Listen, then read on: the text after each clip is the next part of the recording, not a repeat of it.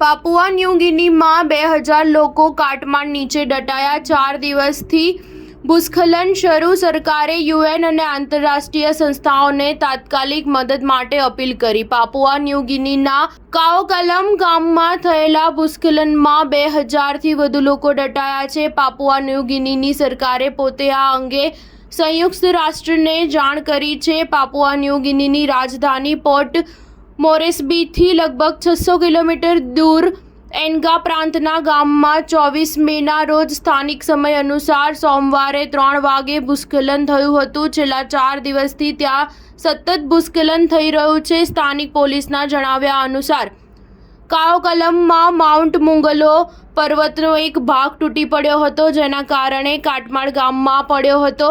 તેમણે કહ્યું કે તે સમયે આખું ગામ સૂઈ રહ્યું હતું, તેથી તેમને ભાગવાનો મોકો ન મળ્યો। જો અમે મદદ નહીં કરીએ તો દલિત લોકો મરી જશે।